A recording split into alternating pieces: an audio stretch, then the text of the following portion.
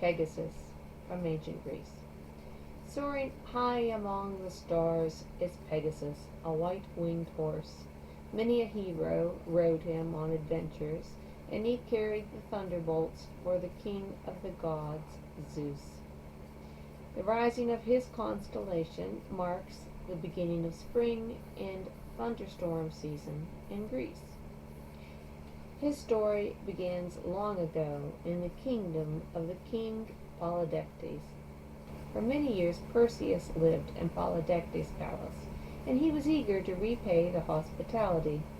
At a great feast held in the king's honor, Perseus promised to bring him a priceless gift, the head of Medusa. This would be no easy task. Medusa was a hideous monster with scratching claws of bronze, scaly wings, and fangs like great boar tusks. Worse still, around her head was a ring of snakes, flickering and hissing like living flames. Anyone who dared look at her was turned immediately to stone. It was Athena who had transformed Medusa and her two sisters into monsters. It was Athena who now came to Perseus's aid.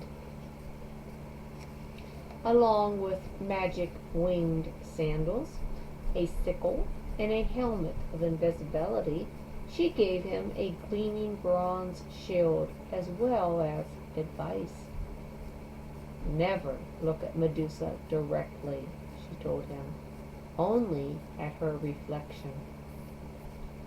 So Perseus sailed to the farthest edge of the western ocean and the entrance to the underworld. The air was thick with the stench of sulfur and lava spewing from cavernous cracks in the ground. All around stood petrified remains of unwary visitors, frozen like sinister statues.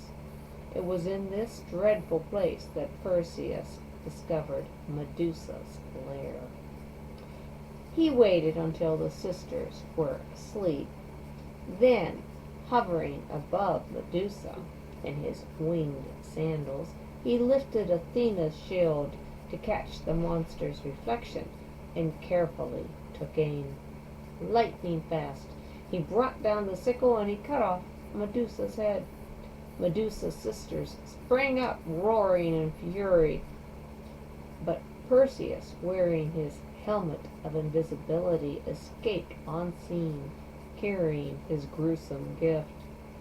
And from the blood of slain Medusa, two magical beings appeared. One, a warrior, Chrysaor, golden sword in his hand, and the other, Pegasus, a gleaming white horse with a mane that flowed like a snowfall. Gliding through the skies on feathered wings, Pegasus never faltered or grew tired. Once, landing high on a mountain, he stamped his hoof on the ground, causing a spring to burst up. From this spring came the 9 Muses, the goddesses of music and poetry. When the Muses began to sing, the sound that filled the air was so beautiful that the land and sky all around stood still.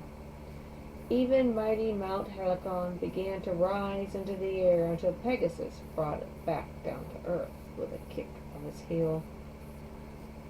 For years the fearsome chimera, part lion, part goat, part snake, had terrorized the land, snorting great flames that scorched the countryside.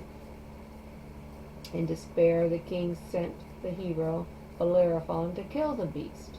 No one had ever approached the chimera and survived to tell about it. But once again, Athena stepped in to help. In a dream, she appeared to Bellerophon holding a gleaming golden bridle. When Bellerophon awoke, he found to his great surprise that the bridle lay in his hand. He tracked Pegasus down to a mountain stream, slipped the bridle over the horse's head, and leapt onto his back. Then, whisper quiet, Pegasus spread his soft white wings and rose into the air, parting the clouds with his hoofs. On they flew through the skies to the Chimera's cave.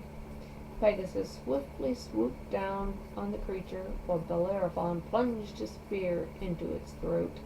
The Chimera was dead.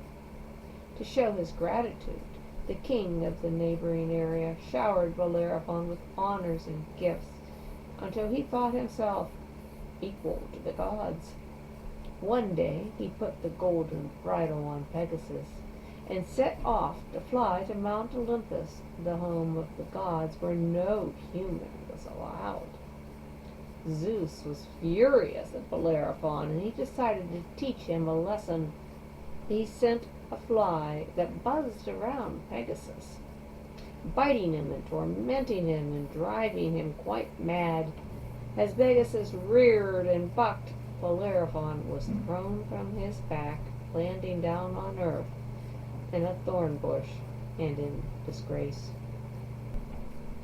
As for Pegasus, the white-winged horse, he continued his journey to Olympus.